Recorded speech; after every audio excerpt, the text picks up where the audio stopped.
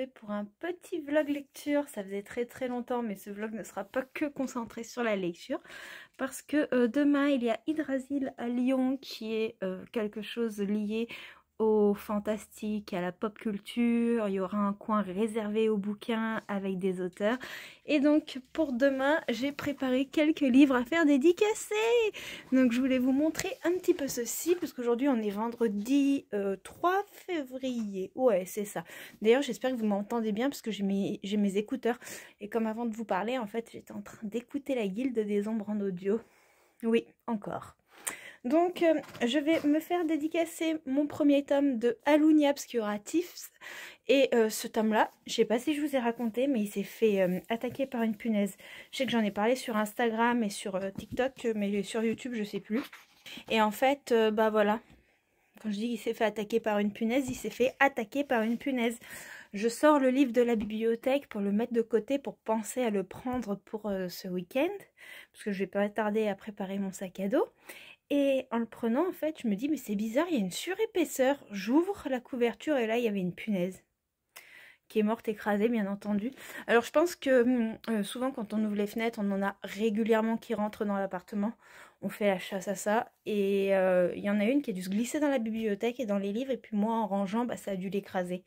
Donc voilà, je suis très dégoûtée. Mais Tiffs m'a dit qu'elle me mettrait de jolis tampons. Donc je viendrai lui faire signer Alunia le tome 1. J'espère pouvoir lui prendre le tome 2 puisque du coup je ne l'ai pas et j'aimerais pouvoir finir de lire la duologie Alunia avant de pouvoir entamer Elvira, que j'emmène également lui faire signer, qui est le spin-off de Alunia, mais vous pouvez très bien le lire indépendamment si vous ne voulez pas lire Alunia. Et puis il y aura également Alexiane de Lys. Alors pour Alexiane de Lys, je vais lui faire signer Tiziri, parce que bah voilà, j'ai adoré et j'adore la plume d'Alexiane de Lys qui fait partie de mes autrices préférées. Donc elle aura pas le 2 malheureusement, mais je vais lui faire signer le tome 1. En plus je l'ai terminé assez récemment, donc je pourrai en discuter avec elle, c'est trop cool. Et la trilogie avec laquelle j'ai découvert Alexiane de Lys avant même Les Ailes d'Émeraude, c'est Le Secret de Lomé, qui est pour moi une trilogie young adulte vraiment coup de cœur. J'ai adoré, j'ai dévoré chacun des tomes. Donc je lui amène le premier tome, je n'emmène pas toute la trilogie parce que sinon les livres toute la journée dans mon sac à dos ça va être très lourd, et je vais prendre un sac à dos puisque si j'y mets dans mon sac à main, clairement mon épaule à la fin de la journée ne va pas survivre. Voilà pour ce qu'il en est de mes livres à faire dédicacer. J'ai actuellement une lecture en cours qui est Sorcière des Ombres de Pascaline Nolo. Donc il sort le 9 février chez Gulfstream. Ici on y suit Cassiopée, une jeune fille qui est atteinte d'une timidité, mais c'en est maladive puisque ça l'empêche de vivre au quotidien. En fait c'est très dur pour elle, notamment à l'école ou ne serait-ce que pour se faire des amis, et ses parents ils en ont un peu marre, donc ils vont l'inscrire dans un stage de théâtre qui est vraiment spécialisé pour ça, et elle n'est pas du tout d'accord, et là-bas elle va faire de sombres découvertes. Je peux pas vous en dire plus, vous voyez j'ai pas énormément lu. Je pensais avancer hier, et hier j'ai pas du tout lu le compte de page que je devais lire pour le février tapal auquel je participe. Après si j'ai lu plus de 200 pages en audio de la Guilde des Ombres, mais comme c'est une relecture je ne le compte pas dedans. Voilà. Donc voilà, j'espère avancer, vous en reparler dans le week-end et même le terminer ce week-end. J'ai bon espoir. Voilà pour ce qu'il en est niveau lecture et niveau blabla sur Hydrasil. Là, je vais aller mettre quelques livres en boîte à livres. Vous voyez là, hop, je vous montre, ils sont étalés sur le lit. Je vais aller mettre tout ça en boîte à livres. Puis ensuite, je vais m'atteler au montage de la vidéo qui ne sortira pas ce samedi, mais qui sortira ce dimanche exceptionnellement. Ce sera déjà passé quand vous aurez cette vidéo, mais voilà. Pour le petit blabla, afin d'introduire ce petit vlog lecture.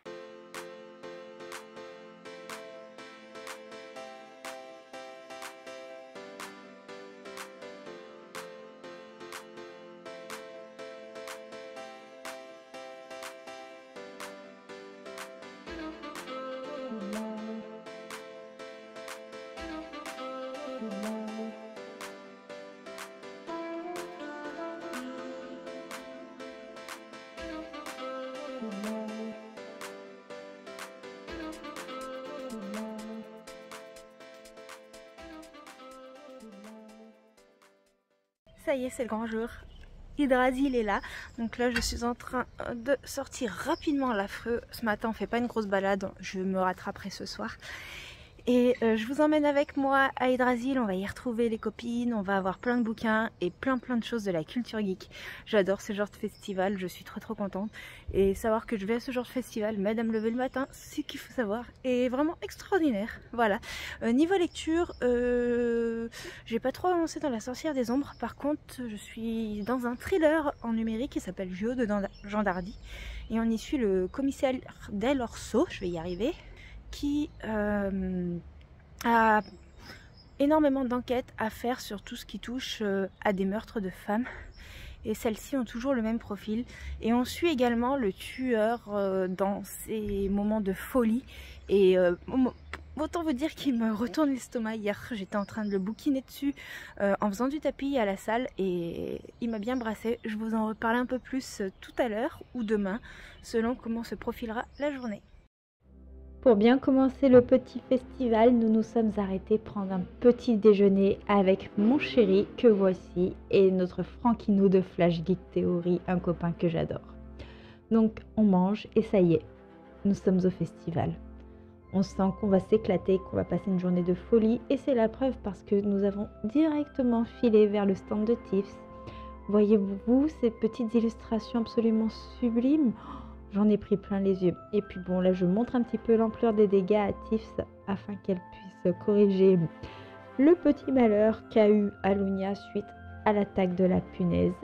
Donc je vais avoir une dédicace absolument unique.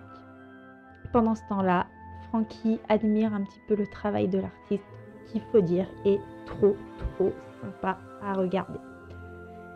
Personnellement, c'est un stand que j'ai adoré. Et puis bon, petit blabla, petite dédicace, petit moment avec l'auteur très sympathique. Ensuite, petit tour au milieu des stands, notamment ce travail en bois magnifique, j'ai adoré. Puis on se balade au milieu des stands d'illustrateurs et de bouquins, il y en avait plein. Puis j'ai retrouvé Marine de Imaginant, que je rencontre beaucoup lors des salons, qui est devenue une vraie amie avec le temps. Et puis oui, je suis en train de déballer mon sac, vous ne rêvez pas.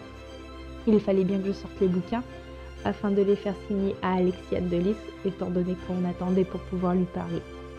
Et ça y est, nous sommes sur le stand de la Gérobine Agency. Nous la croisons souvent lors de nos salons dans la région. Et là, j'ai revu Alexiane de Lys. Je suis trop contente d'avoir pu reparler avec elle depuis le salon de Montreuil. À Montreuil, j'étais tellement émue que les mots ne sortaient pas de ma bouche. Et là, j'ai pu avoir un vrai dialogue avec l'autrice. C'était vraiment très chouette. Elle est très sympathique. Donc, c'est parti pour faire signer Tiziri, Le Secret de Lomé. Et voilà, un petit peu. À côté du stand, il y avait une petite exposition avec des illustrations. Et juste après, on y a retrouvé les copines. Donc, Stéphie, Émilie, Juliette, enfin voilà. Et puis, nous sommes partis du côté Harry Potter avec cette reproduction de Aragog, le petit stand de Mandragore et plein d'autres stands. Et puis, bien entendu, le Poudlard Express. Après, il y avait un petit côté réservé à tout ce qui était scientifique, Star Wars, des combats de sabre laser. C'était vraiment très chouette. Des petites soucoupes qui tressautaient, qui s'ouvraient, qui bougeaient. Enfin voilà, vous voyez un petit peu, les images parlent d'elles-mêmes. Et enfin, des duels de magie. Alors là, c'était vraiment excellent. Puis on avance, on se promène et sur quoi on tombe? Une animalerie d'animaux fantastiques. Oh là là, vous imaginez pas comme j'étais dingue. J'ai trouvé le concept absolument génial. Il y avait des petits masques, il y avait plein de choses. Des petites bougies gourmandes. Oh, j'aurais trop aimé en prendre une si j'avais eu le budget. Il y avait un petit côté steampunk, il y avait des Disney traditions, regardez-moi comme elles sont magnifiques. Oh là là, je me régale. Et puis celle qui me plaisait le plus, c'était l'énorme Stitch là-bas derrière, mais je vous dis pas le prix aussi. Et puis on continue nos petites balades au sein des allées et regardez-moi sur quoi on tombe. Ce travail de dingue, d'orfèvre sur des meubles, avec ce petit côté steampunk, avec les petites têtes de mort, c'est d'une précision incroyable. Franchement, c'était magnifique. Bon, je mettrai pas ça chez moi, mais j'ai trouvé le travail magnifique. Bon, le prix aussi l'est, mais je pense que vu les heures qu'il doit passer sur ses œuvres, ça le vaut largement. Et puis bien entendu, nous avons refait un tour de tous les stands avec Star Wars et Harry Potter. Et puis nous avons passé du temps à écouter des chants celtiques et d'autres petits concerts, les petits défilés de cosplay. Je vous reprends, on est mardi 7 janvier. Oui, le salon a eu lieu samedi, on est mardi, tout va bien dans le meilleur des mondes. Disons que samedi j'ai pas mal vlogué sur place et tout ça pour vous montrer le plus d'images possible tout en essayant d'en profiter en réel. Et j'ai adoré ce salon, c'est mon premier salon, ma première convention de l'année et je l'ai trouvé vraiment très complète. J'ai passé un super moment, j'ai retrouvé plein de copines, j'en ai croisé certains d'entre vous et ça m'a fait super plaisir d'échanger quelques mots. Enfin voilà, c'était vraiment plein d'émotions, mais on a aussi beaucoup bougé, beaucoup piétiné.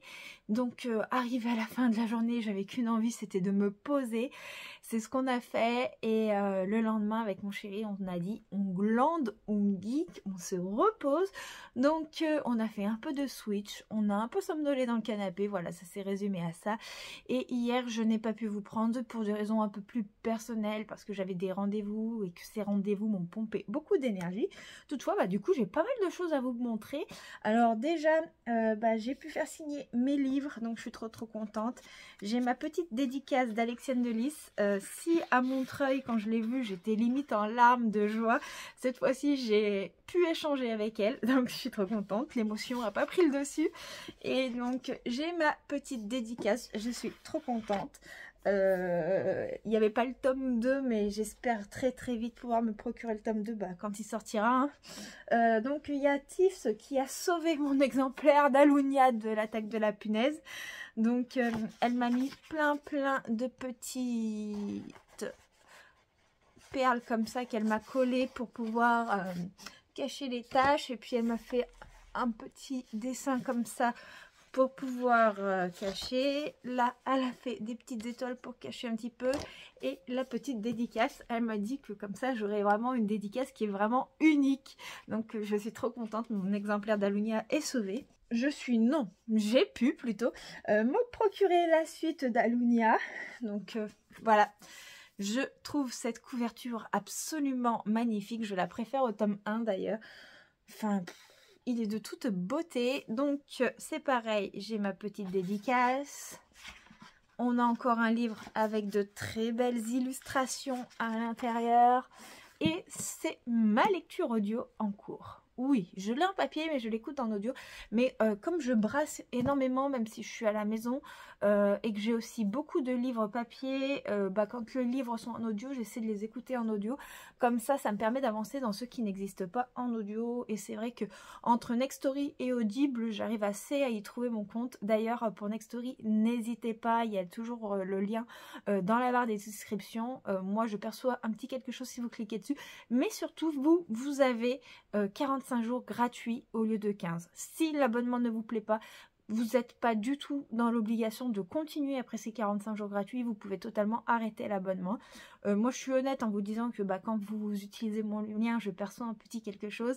Mais c'est surtout pour les 45 jours. Parce que moi, je vous avoue que avant d'être en partenariat avec Nextory, j'ai aussi cliqué sur ces petits liens des 45 jours suite au lien sponsorisé des copines.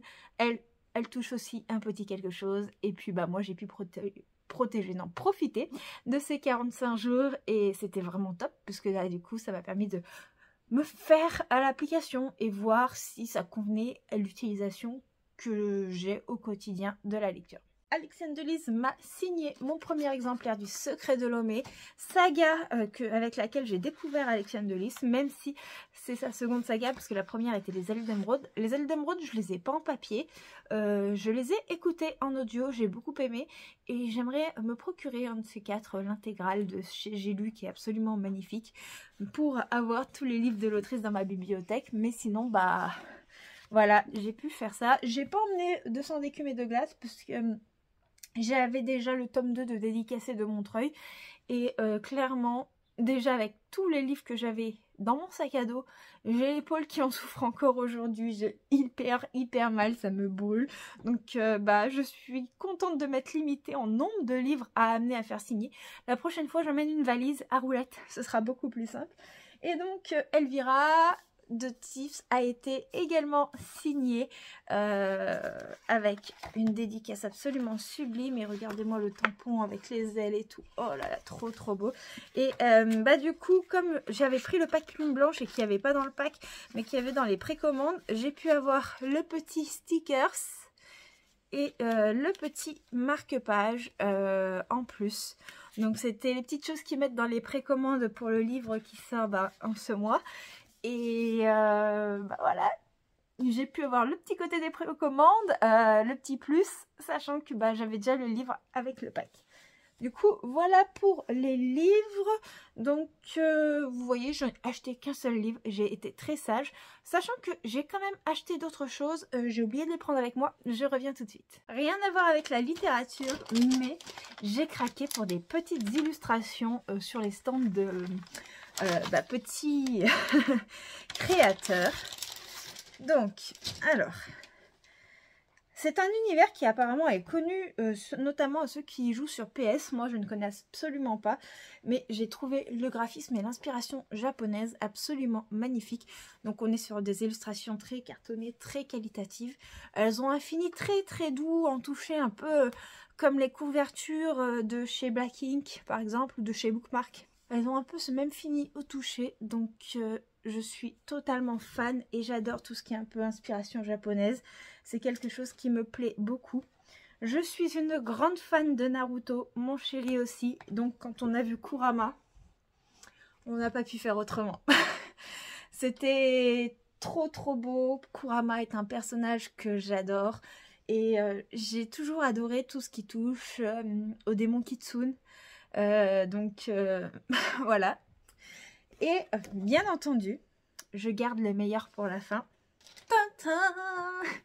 Quand j'ai vu Edwidge avec la petite lettre pour Poudlard, oh là là, mais j'ai pas résisté, c'est Edwidge quoi. Et puis en tant que grande fan d'Harry Potter qui se respecte, d'ailleurs on en parle de Hogwarts Legacy qui sort là au jour où je vous tourne cette vidéo, de toutes les stories des gens que je vois qui jouent à Hogwarts Legacy et moi qui ne l'ai pas parce que moi je n'ai pas de PS, je ne joue pas sur PC, je déteste jouer sur PC et la sortie sur la Switch a été repoussée en juin ou juillet, on en parle.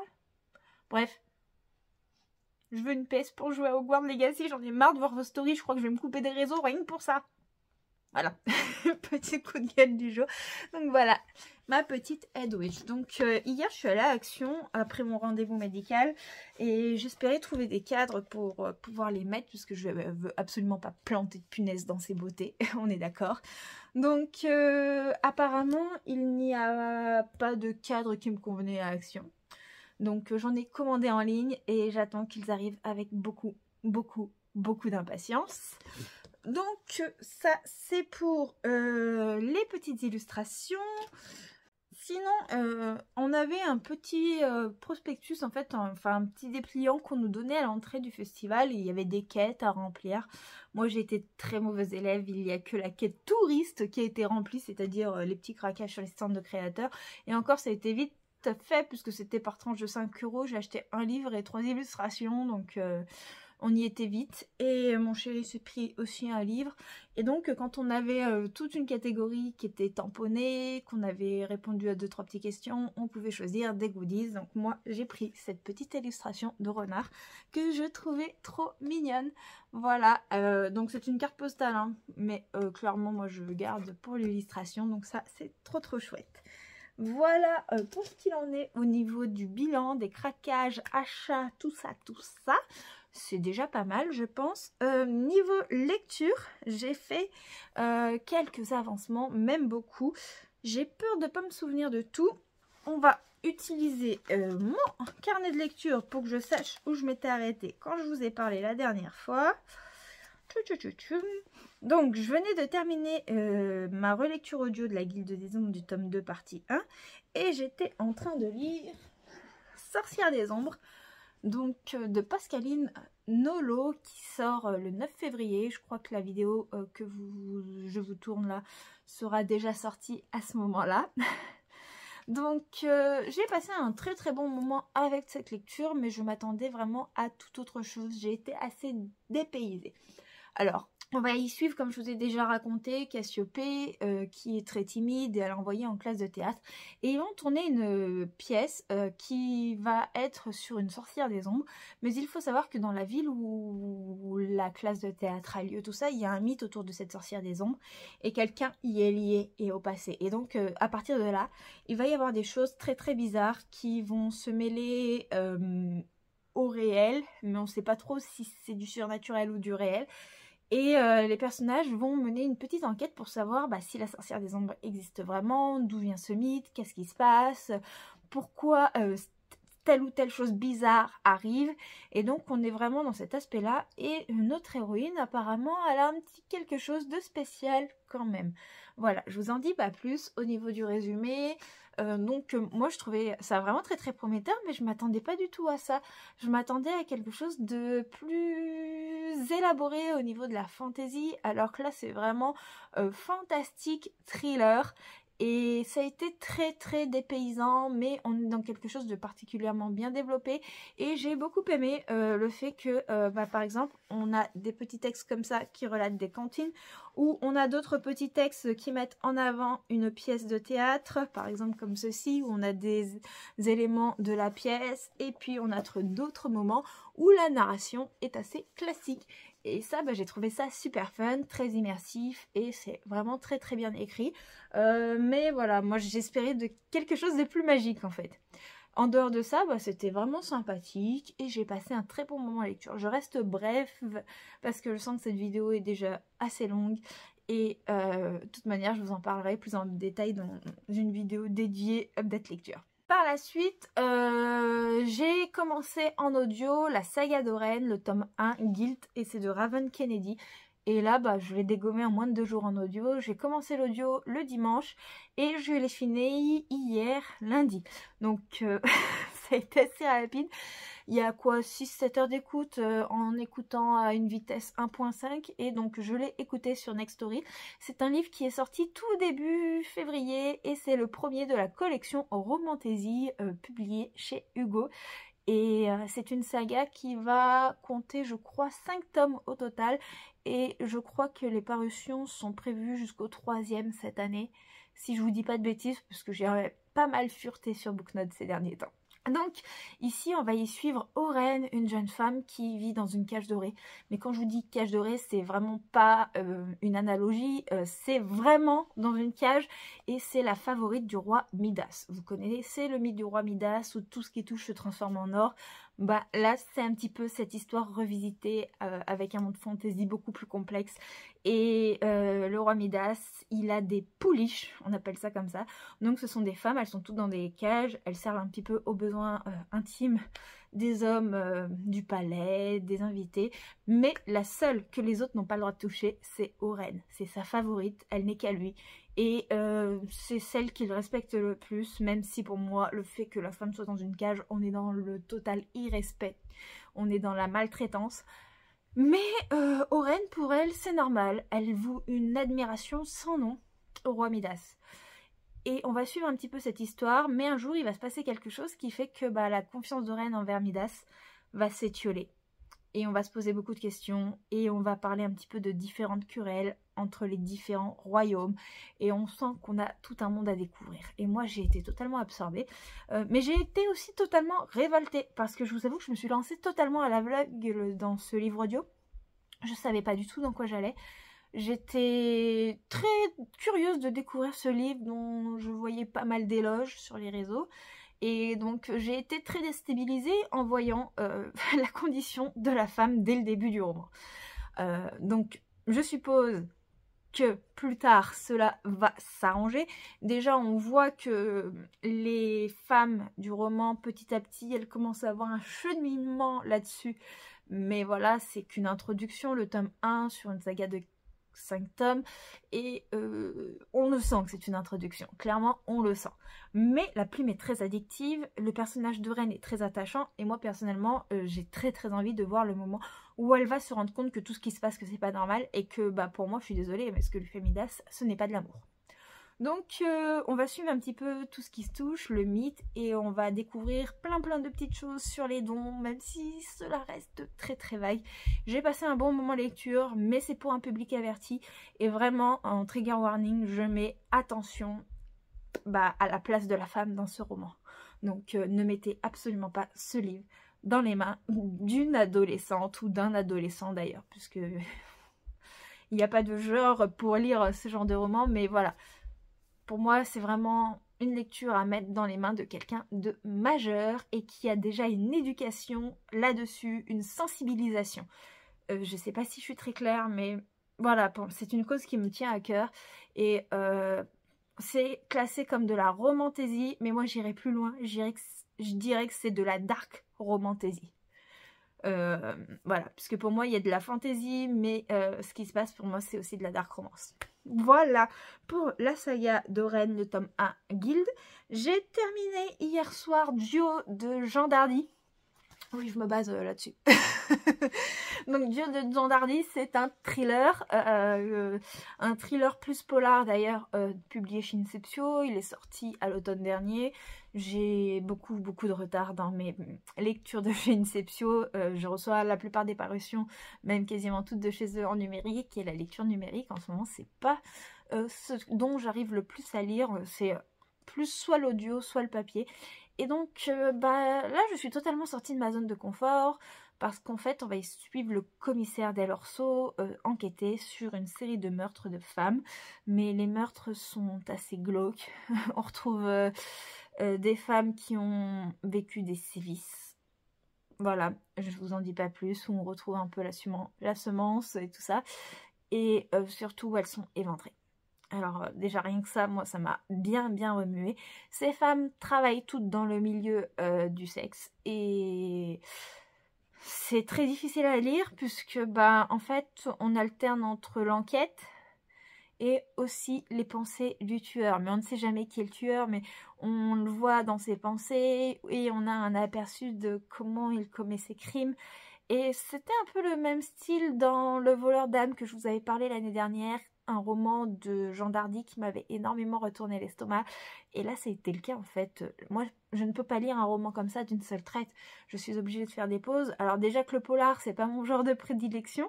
Mais quand c'est aussi gore, mon estomac vacille. Clairement, mon estomac vacille. Jean Dardy, il a un don pour vous relater ce genre d'histoire. Je suis désolée, mais il est exceptionnel. Honnêtement, ça a beau ne pas être mon genre littéraire de prédilection, je trouve que c'est extrêmement bien écrit. Et c'est peut-être là le problème, c'est que c'est trop bien écrit pour moi, et que voilà, ça a été très dur à lire. J'ai dû sauter certaines scènes et tout ça, mais le suspense est là, on ne voit pas venir. Et je trouve que l'enquête et tout l'ensemble, c'est extrêmement bien mené, mais là aussi c'est pas une lecture pour tout public, et moi je crois que c'était pas forcément pour moi non plus, au vu de la difficulté que j'ai eue avec ces thématiques là. Ça me trigger en fait, c'était très difficile, et en même temps on est dans quelque chose de mauvais, dans le sens où on suit un tueur en série, donc faut pas s'entendre non plus à du gentillet tout doudou, voilà, on est vraiment dans du pur thriller polar quoi. Voilà pour du coup mes lectures terminées. Donc je vous ai parlé brièvement de Alunia en lecture audio en cours. J'ai une autre lecture normalement en numérique en cours, mais je vous en parlerai beaucoup plus tard. Je pense que la vidéo est bien assez longue. N'hésitez pas vous à me dire si vous avez été à Yggdrasil et qu'on ne s'est pas vu ou quoi que ce soit. Qu'est-ce que vous avez craqué? Est-ce qu'il y a un stand de créateurs qui vous a particulièrement plu? Moi d'ailleurs il y en a un avec des bougies qui étaient dans des tasses un peu à l'anglaise, magnifique. Si j'avais eu assez de budget, j'aurais craqué, clairement il me faisait trop envie, c'était des bougies un peu gourmandes. Voilà, j'ai été très contente de vous tourner ce petit vlog. Sur ce, je vais retourner à mes petites affaires, j'ai du ménage à faire. Il faut que je vous mette la vidéo qui sortira demain en ligne et tout ça, encore plein de petites choses.